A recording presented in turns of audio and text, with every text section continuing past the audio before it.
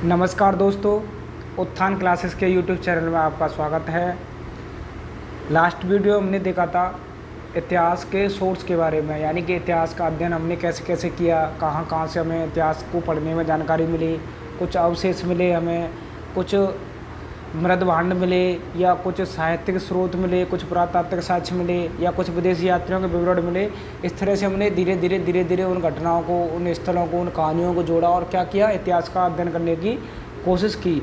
और आज से हम इतिहास, जो एंशियंट हिस्ट्री है, प्राचीन भारत का जो इतिहास है, वो प्रॉपरली शुरू करने जा रहे हैं, जिसमें सबसे पहले हम देखेंगे स्टोन एज के बारे में, पाषाण युग के बारे में।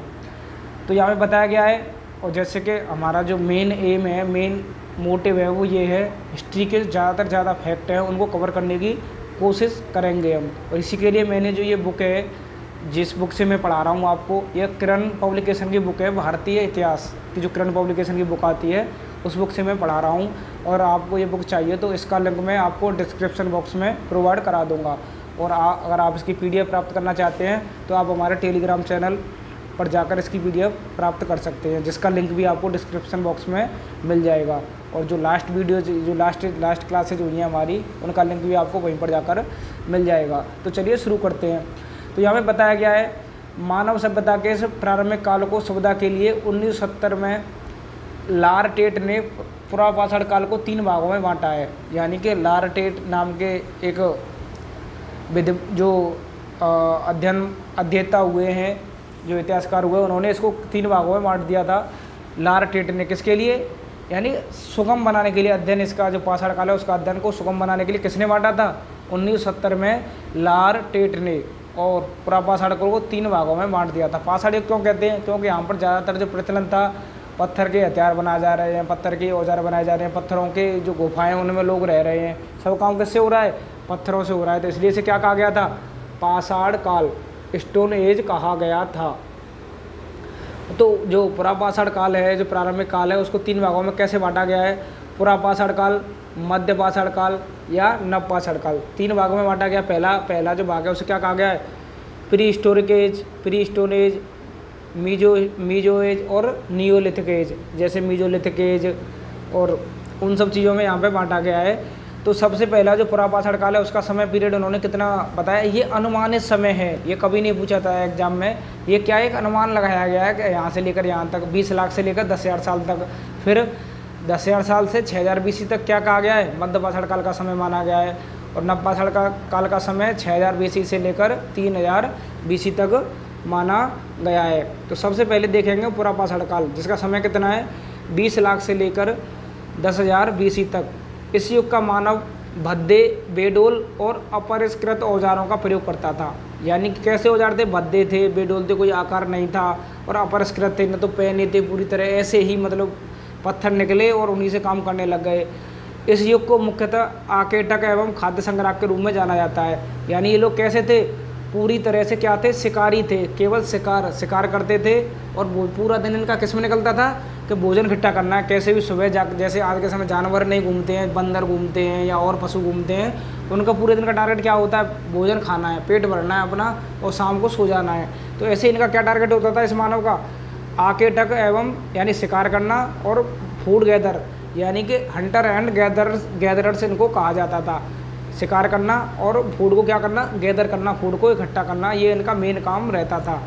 और यही इनका टारगेट होता था पूरे दिन का। जैसे आज जानवरों का, बंदरों का जो टारगेट होता है, ऐसे ही मानव पहले रहता था। और ये पूरी तरह किस पर निर्भर थे, पूरी तरह शिकार पर निर्भर थे। फिर यहाँ पे बताया गया है, पुरापाषाण युग को अध्ययन सुविधा के लिए 3 उपकालों में विभाजित किया गया है। यानी कि जो प्री हिस्टोरिक एज है उसको भी 3 भागों में बांटा गया है। निम्न पुरापाषाण काल 5 लाख से 50,000 BC तक, मध्य पुरापाषाण काल 60,000 से 40,000 BC तक, और उच्च पुरापाषाण काल 40,000 से 1,000 BC तक। तो निम्न पुरापाषाण काल है,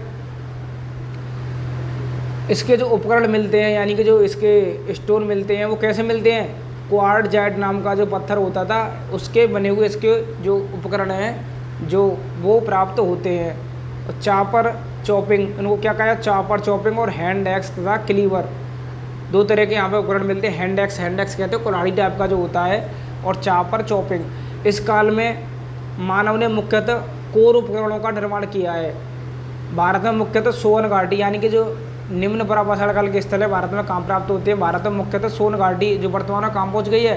पाकिस्तान में। बेलन घाटी, सोन घाटी कहाँ पर है? पाकिस्तान। और बेलन घाटी जहाँ से पाषाण काल की तीनों अवस्थाओं के अवशेष प्राप्त हुए हैं।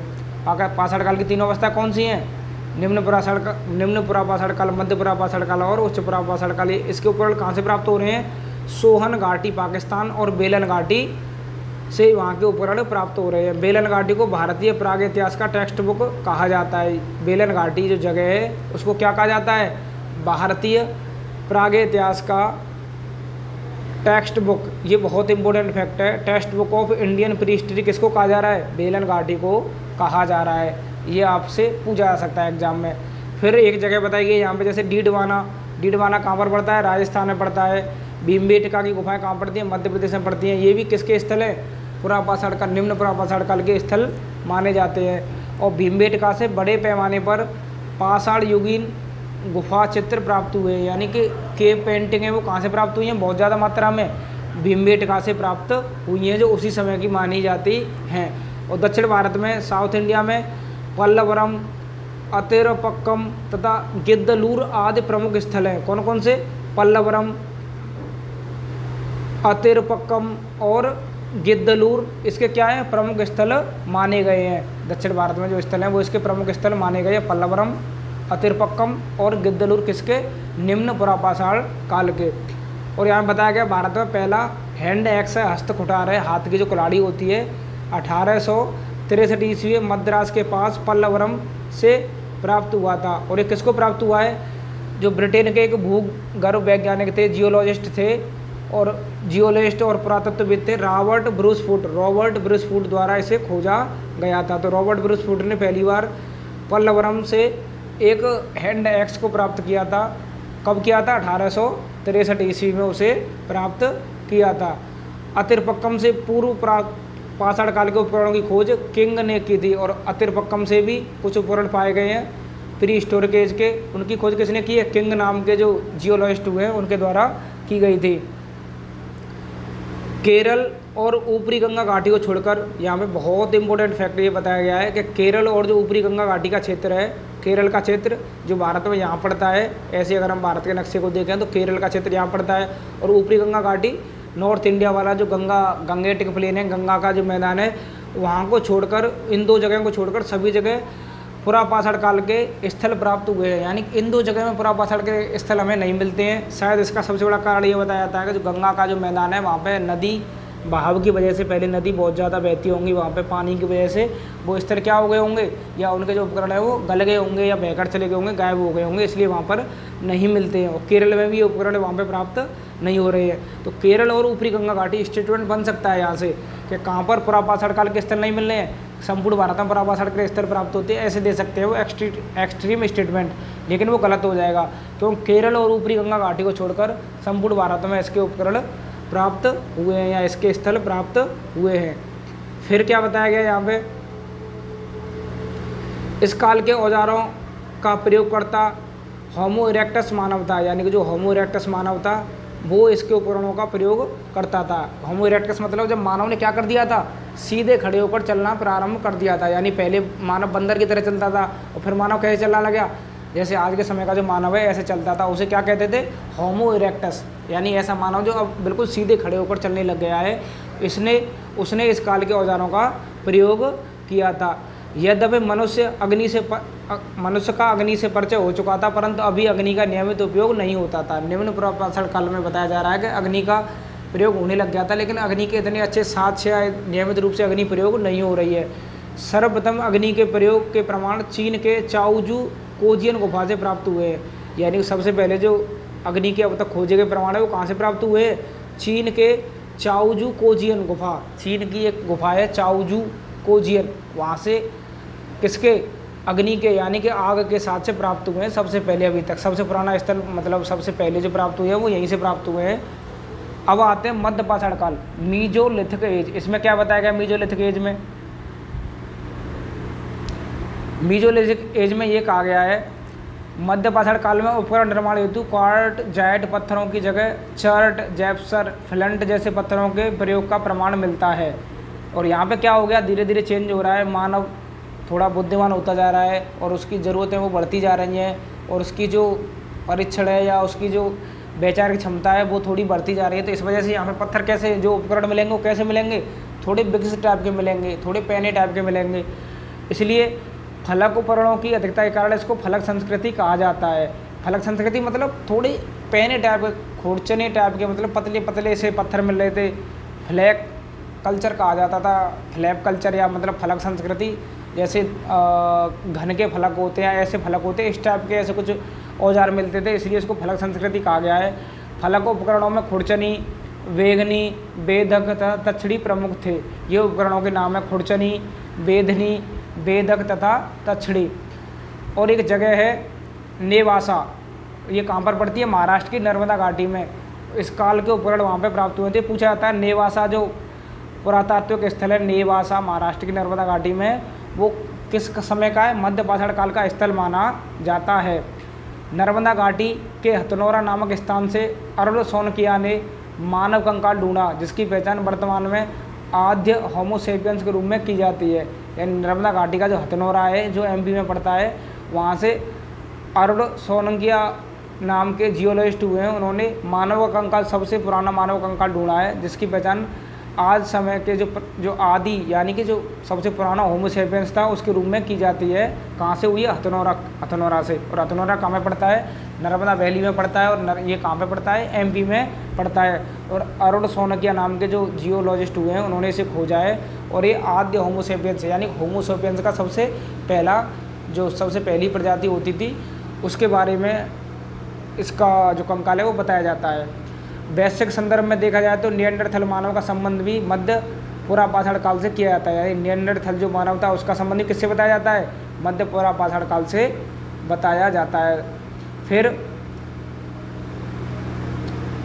सल्क निर्माण हेतु लवाही तकनीक का प्रयोग तेजी से प्रचलित हो रहा था। यानी कि लवाही तकनीक, फ्लेक मतलब जैसे कि उससे क्या बोलते हैं, जैसे पत्थर से खुरचकर पत्थर का उपकरण बनाना, पत्थर से घिसकर बनाना या पत्थर से पीटकर पत्थर का उपकरण बनाना, ये टेक्निक थी। इसे क्या कहते थे, लवाही टेक्निक कहा जाता था। फिर आता है उच्च पुरापाषाण काल, यानी कि निम्न पुरापाषाण काल, मध्य पुरापाषाण काल, और अब कौन सा आ रहा है, उच्च पुरापाषाण काल।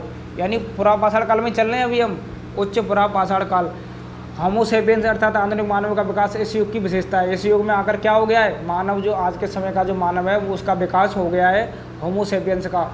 विंध्य क्षेत्र के जो विंध्य क्षेत्र है, एमपी और यूपी के साउथ का और एमपी के नॉर्थ का जो क्षेत्र है, वहाँ पर उसे क्या कहते हैं, विंध्य क्षेत्र कहा जाता है, विंध्यांचल का क्षेत्र कहा जाता है।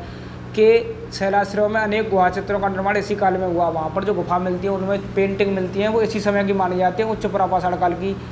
ब्लेड इस काल का प्रमुख उपकरण था। ब्लेड मतलब उस तरह के उपकरण को कहा जा रहा है जो ब्लेड की तरह पहना होता था। इसके अलावा खुरचनी, वेदनी, आरी, तछड़ी, चाकू प्रमुख उपकरण हैं। बेलन तथा सोनघाटी, सिंहभूमि, बेमबेटका, बखुरी, बाघौर, पटड़े, इनामगांव, रैनगुटा तथा कर्नूल की गुफाएं आदि इस काल के उपकरणों के प्रमुख प्राप्ति स्थल हैं। कौन से, बेलन तथा सोनघाटी, सिंहभूमि, भीमबेटका, बखुरी, बखोर, पटड़े, इनामगांव, रैनगुटा व कर्नल की गुफाएं इस काल के उपकरणों के प्रमुख प्राप्ति स्थल है। और कहीं कहीं से हड्डी के बने उपकरण भी प्राप्त हुए हैं। तो ये पूछा जा सकता है कि क्या जो उच्च पुरापाषाण काल था वहाँ से हड्डी के उपकरण भी प्राप्त होते हैं। यस, वहाँ से हड्डी के उपकरण भी प्राप्त होने लग गए थे, उनके भी साथ कहीं कहीं से हमें प्राप्त होते हैं। मछली पकड़ने के कांटे भी यहाँ से क्या हुए हैं, प्राप्त हुए हैं। बेलन घाटी के लोहंदा नाला से अस्थि की बनी हुई मातृ देवी की मूर्ति प्राप्त हुई है, जो इस युग के मानव कला चेतना का प्रमाण है। यानी कि जो बेलन घाटी की जो लोहंदा नाला जगह है वहाँ से अस्थि की बनी हुई यानी कि हड्डी की बनी हुई मातृ देवी की एक मूर्ति प्राप्त हुई है, जो वहाँ की आर्ट को दिखा रहा है, वहाँ की जो शैली है, जो कला मूर्ति निर्माण शैली है उसको दिखा रहा है, वो उसका प्रमाण दिखा रहा है लोहंदा नाला से और बेलन घाटी से। ये पूछा जा सकता है क्वेश्चन। फिर इस युग में प्राप्त शैल चित्रों से यानी पत्थरों में चित्र बने थे, मुख्यतः गेरुआ, लाल, सफ़ेद, हरा, पीला आदि रंगों का प्रयोग किया गया। यानी कि वहाँ पे जो पेंटिंग मिलती हैं उन पेंटिंग में गेरुआ रंग, लाल रंग, सफ़ेद रंग, हरा रंग और पीले रंग आदि का प्रयोग किया गया है। और जो पूर्णतः कैसे बने थे, पूरी तरह नेचुरली बने थे। और अधिकांश चित्र शिकार व दैनिक जीवन से संबंधित है। और अधिकांश चित्र किसको दिखा रहे हैं, क्योंकि जो जिस समय का जो मानव है जो काम कर रहा होता है, जिस काम में संलिप्त होता है, वही अपनी कला के जरिए, अपनी पेंटिंग के जरिए दिखाने की कोशिश करता है। तो उस समय का जो मानव था उसका लक्ष्य क्या था, केवल शिकार करना। तो शिकार और जो दैनिक जीवन में जो काम करते थे उसके चित्र वहाँ पे मिलते हैं। फिर कुछ जगहों के नाम बताए गए हैं, जैसे यहाँ पे सुंदरगढ़ कहाँ पर है, मिर्ज़ापुर उत्तर प्रदेश का स्थल है। भीमबेटका व आदमगढ़ कहाँ के स्थल हैं, मध्य प्रदेश के हैं। जोगीमारा की गुफाएं वो कहाँ की हैं, झारखंड की हैं। और करनूल गुफाएं कहाँ की हैं, आंध्र प्रदेश की हैं। फिर भीमबेटका के चित्रों में नृत्य, मदिरापान, जुलूस आदि प्रमुख है। ये अब यूनेस्को की विश्व धरोहर सूची में शामिल है। यानी भीमबेटका के बारे में फैक्ट बताया गया है कि ये यूनेस्को की विश्व धरोहर स्थल में शामिल है। और ये कब हुआ था यूनेस्को में शामिल, भीमबेटका 1983 जिसे आप नोट भी कर सकते हैं। अब आते हैं मध्य पाषाण काल, मियोलिथिक एज या मैक्रोलिथिक एज। मीजोलिथिक एज यानी कि पुरापाषाण काल, मध्य पाषाण काल और नवपाषाण काल। पुरापाषाण काल में हमने 3 भाग देखे, निम्न पुरापाषाण काल, मध्य पुरापाषाण काल और उच्च पुरापाषाण काल। अब हम किस पे आ गए हैं, मध्य पाषाण काल में, मीजोलिथिक एज में, मैक्रोलिथिक एज में आ गए हैं। यह संक्रमण काल का प्रतिनिधित्व करता है। फलत मानव उपकरण, शिकार व रहन सहन की पद्धति में महत्वपूर्ण परिवर्तन दृष्टिगोचर होता है। यानी कि यहाँ से मानव के जीवन में क्या होने लग गया है, महत्वपूर्ण चेंज होने लग गया है, इंपॉर्टेंस चेंज होने लग गया है।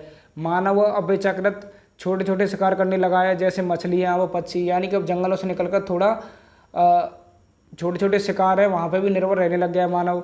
मध्य प्रदेश के आदमगढ़ व राजस्थान के बागौर से पशुपालन के प्रारंभिक साक्ष्य भी यहाँ से प्राप्त होते हैं। बहुत इंपॉर्टेंट फैक्ट है ये कि जो पशुपालन के प्रारंभिक साक्ष्य कहाँ से प्राप्त हुए हैं, पुरापाषाण काल से, मध्य पाषाण काल से, नवपाषाण काल से। जो प्रारंभिक साक्ष्य वो प्राप्त कहाँ से हो रहे हैं, मध्य पाषाण काल का जो स्थल है आदमगढ़ तथा राजस्थान के बागौर से पशुपालन के साक्ष्य प्राप्त होते हैं मध्य पाषाण काल के स्थल से। फिर इसी युग में धनुष्बाण टेक्नोलॉजी, धनुष्बाण, भाला आदि जो प्रक्षेपास्त्र टेक्नोलॉजी थी उसका भी विकास देखने को मिलता है। इस काल के उपकरण आकार में छोटे व परिष्कृत हैं, इसलिए इन्हें सूक्ष्म उपकरण, यानी कि जो उपकरण हैं वो चाकू है, भाले, मतलब जैसे जो टाइप के होते थे पत्थर के उपकरण, वो कैसे हो गए, पैने हो गए, नुकीले हो गए, छोटे छोटे हो गए हैं।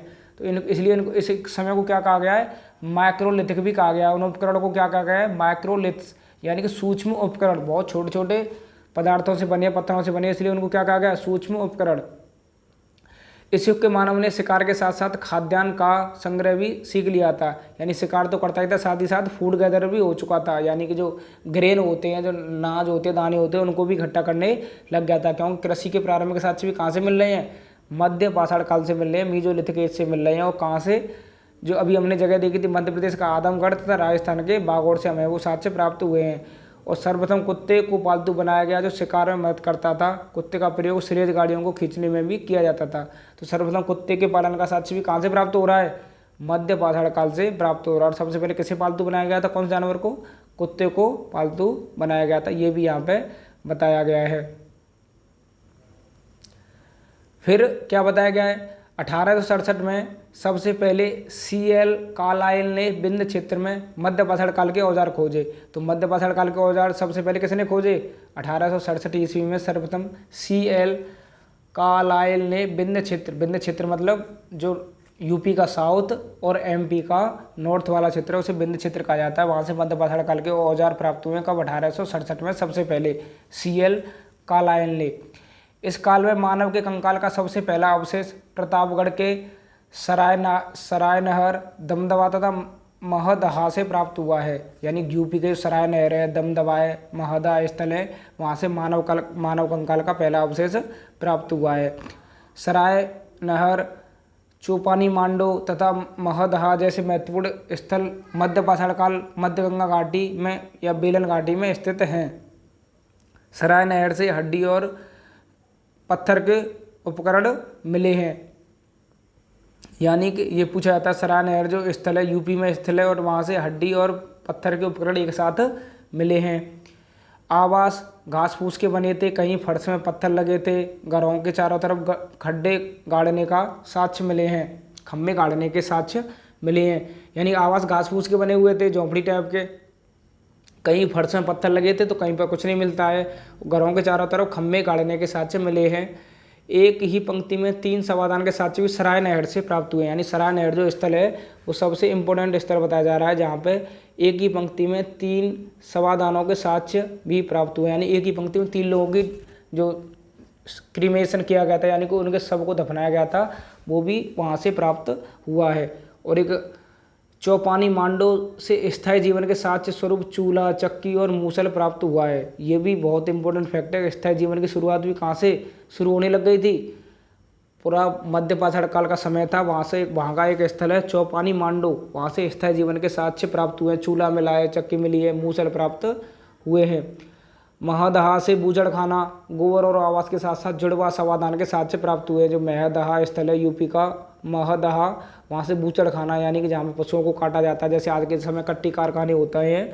दूसरा गोबर और स्लॉटर हाउस होते हैं। दूसरा गोबर और आवास के साथ साथ जुड़वा समाधान यानी कि युगल क्रीमेशन, यानी कि जुड़वा समाधान किया जा रहा है। एक साथ 2 लोगों को दफनाया जा रहा है, कुछ भी जलाया जा रहा है, तो उसके साथ ही वहाँ से मिल रहे हैं। किससे? महदहा स्थल है उससे। राजस्थान के बागोड़ से पाषाण के साथ साथ लोह काल के उपकरण भी मानव कंकाल मिले हैं, यानी कि पाषाण के यानी पत्थरों के उपकरणों के साथ साथ लोह काल आयरन एज के उपकरण भी प्राप्त हुए हैं। और भीमबेटका मध्य प्रदेश में मानव अंत्येष्टि का प्रमाण मिला है। भीमबेटका मध्य प्रदेश से मानव की अंत्येष्टि का प्रमाण मिला है। लखनिया से 27 नरकंकाल व महदहा से युगल समाधान के साक्ष्य प्राप्त हुए हैं, यानी लेखनिया एक स्थल है, वहाँ से 27 नरकंकाल मिले हैं और महदहा से युगल समाधान के साक्ष्य प्राप्त हुए हैं। अग्नि का प्रयोग मध्य पाषाण काल को पुरापाषाण काल से अलग करता है, यानी कि यहाँ पे अग्नि का प्रयोग कैसे होने लग गया था? खूब अच्छे से होने लग गया था, खूब बेहतर तरीके से होने लग गया था, जो इसको निम्न जो पुरापाषाण काल है उससे पूरी तरह अलग कर देता है। चूल्हे की प्राप्ति इस बात का प्रमाण है। सामाजिक जीवन के साथ साथ भोजन पकाने की कला की भी शुरुआत यहाँ से हो चुकी थी, यानी कि यहाँ पे अग्नि की खोज अगर मेनली मानी जाए तो कहाँ से मानी जाएगी? मध्य पाषाण काल से मानी जाएगी। और यहाँ पे स्थायी जीवन के प्रारंभ के साक्ष्य भी कहाँ से देखने को मिलते हैं? मध्य पाषाण काल से देखने को मिलते हैं। अब आते हैं नव पाषाण काल, नियोलिथिक एज, जिसका समय क्या माना जाता है? 10,000 BC से लेकर 6,000 BC तक, यानी कि 6,000 BC से लेकर 3,000 BC तक माना जाता है। नियोलिथिक शब्द का प्रयोग सर्वप्रथम जॉन लुबाक ने 1865 में अपनी पुस्तक प्री हिस्टोरिक टाइम में किया था, और गार्डन चाइल्ड ने इसे रिवॉल्यूशन क्रांति के रूप में वर्णित किया है। नवपाषाण काल के प्रथम जो फर्स्ट लेवल के उपकरण हैं वो उत्तर प्रदेश के टॉन्स नदी घाटी में सर्वप्रथम 1860 में लेमेन सूरियर महोदय ने प्राप्त किए थे, यानी टॉन्स वैली है इंडिया यूपी की, वहाँ पर 1860 में लेमेन सूरियर महोदय ने इसके उपकरण प्राप्त किए थे। नवपाषाण युगीन प्राचीनतम बस्ती पाकिस्तान में स्थित बलूचिस्तान प्रांत है पाकिस्तान का, वहाँ पर मेहरगढ़ है। सबसे प्राचीन बस्ती नवपाषाण वाली कौन सी मानी जाती है?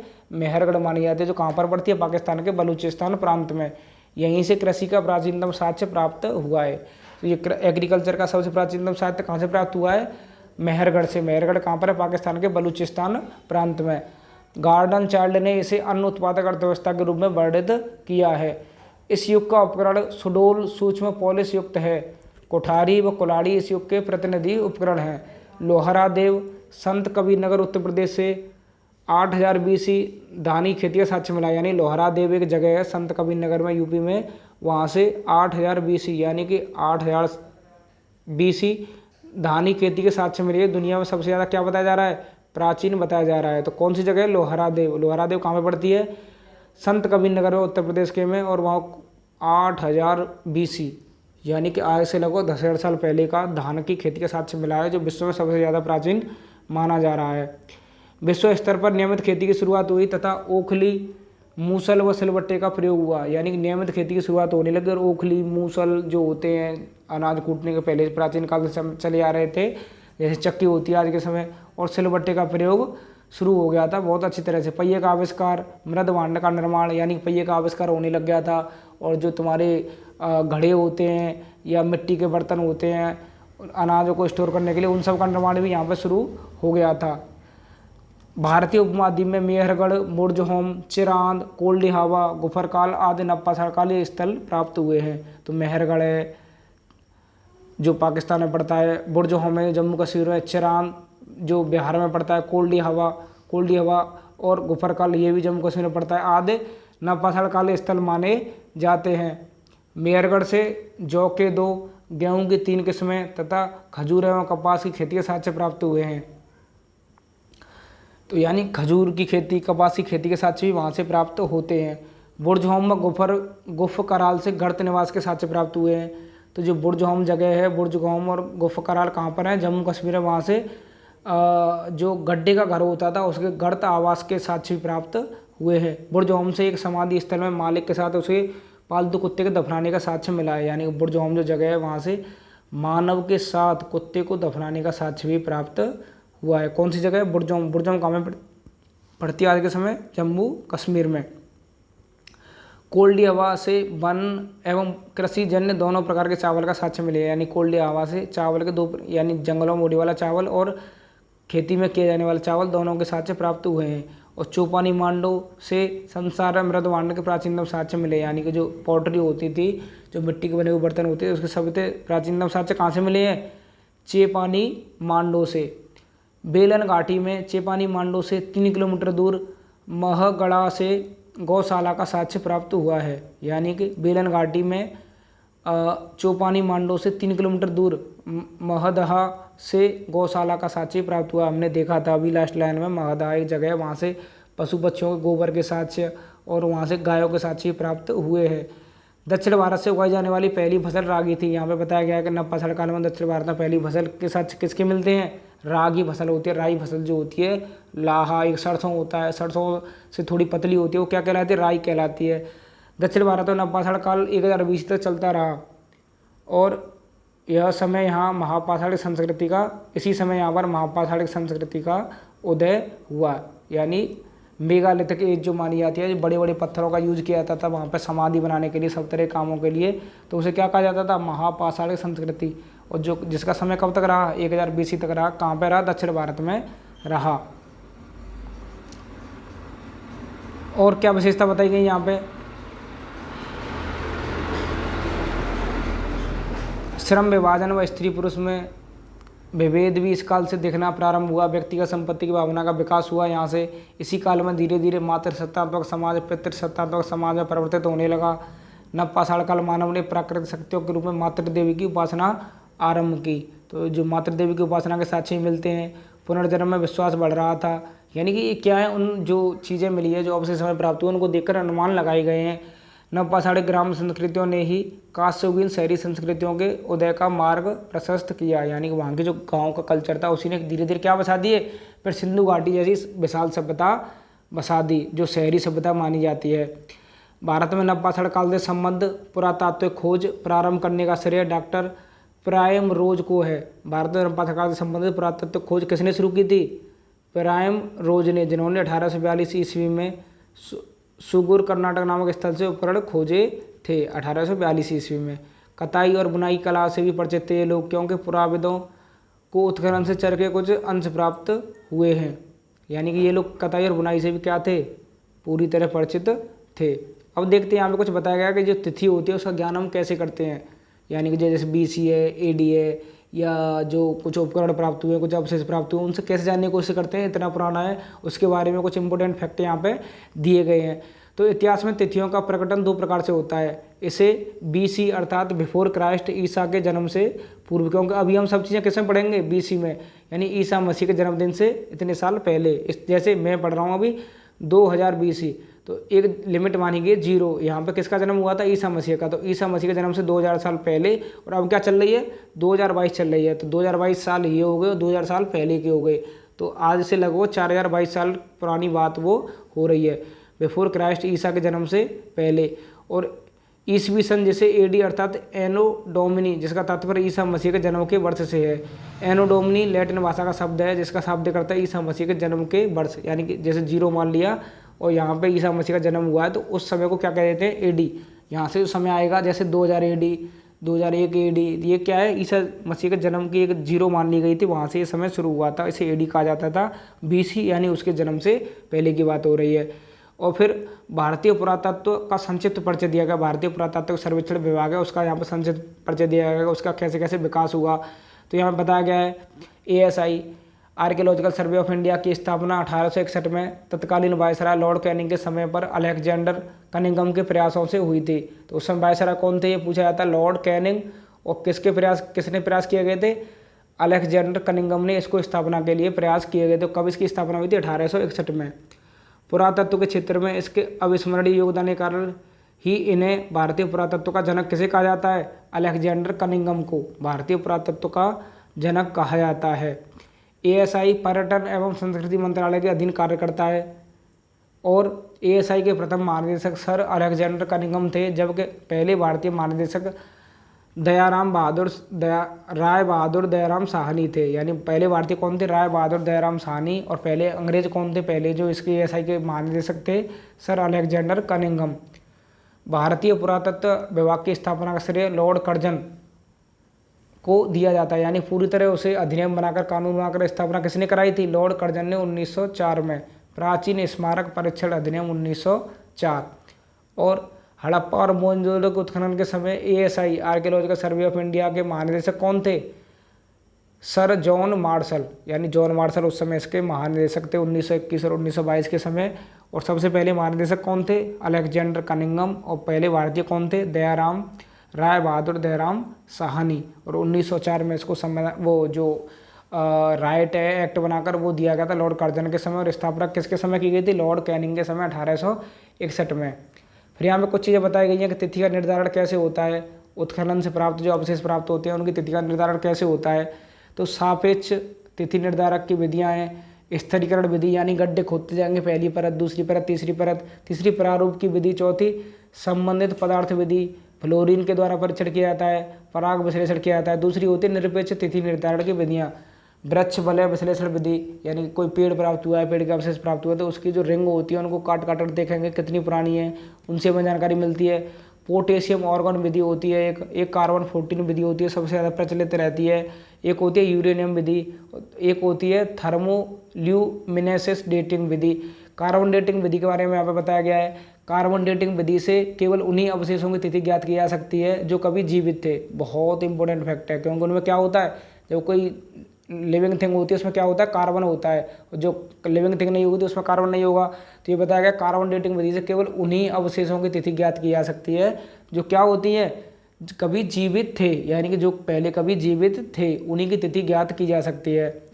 और कार्बन 14 विधि के आविष्कार के लिए अमेरिकी वैज्ञानिक बिलियर्ड लिब्बा को 1949 में रसायन शास्त्र का नोबेल मिला था। तो किसने इसकी खोज की थी?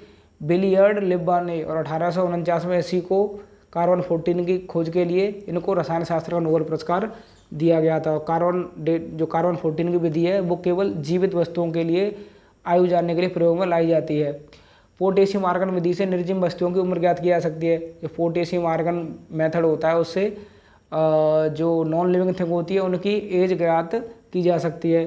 फिर थर्मोल्यूमिनेसेंस डेटिंग विधि से मूलतः मृद भांडों की तिथि, यानी कि थर्मोल्यूमिनेसेंस डेटिंग विधि होती है, उससे जो पॉटरी होती है, जो मिट्टी के बने हुए बर्तन होते हैं, उनकी उम्र ज्ञात करने की कोशिश की जाती है। और वृक्ष के जो बलय होते हैं, जो रिंग होते हैं, उससे हम 1100 वर्ष तक के समय की जानकारी प्राप्त कर सकते हैं। यानी पेड़ का जो तना काटा जाता है उसमें कुछ रिंग निकलती हैं, उनसे हम 1100 वर्ष के समय की जानकारी प्राप्त कर सकें, ये भी यहाँ पे बताया गया है। तो आज के लिए दोस्तों बस इतना ही, और आशा करता हूँ आपको ये चीज़ें अच्छे से समझ में आई होंगी। अगर आपको कोई भी डाउट है, कोई भी कन्फ्यूजन है, तो आप कमेंट सेक्शन में जाकर हमसे पूछ सकते हैं। और आप हमारे टेलीग्राम चैनल को भी ज्वाइन कर सकते हैं, जहाँ से आपको इस क्लास के जो नोट्स हैं वो प्राप्त हो जाएंगे। और जिस किताब से, जिस नोट से मैं आपको पढ़ा रहा हूँ, वो नोट्स किरण कंपटीशन की बुक है, जो बहुत इंपॉर्टेंट मानी जाती है स्टेट पीसीएस एग्ज़ाम के लिए। और जो यूपीएससी है उनके जो फैक्चुअल चीज़ें होती है उसके लिए बहुत इंपॉर्टेंट मानी जाती है। इसका लिंक भी मैं आपको डिस्क्रिप्शन बॉक्स में प्रोवाइड करा दूंगा। तो आज के लिए इतना ही, अब मिलेंगे नेक्स्ट टॉपिक के साथ नेक्स्ट वीडियो में। तब तक के लिए जय हिंद।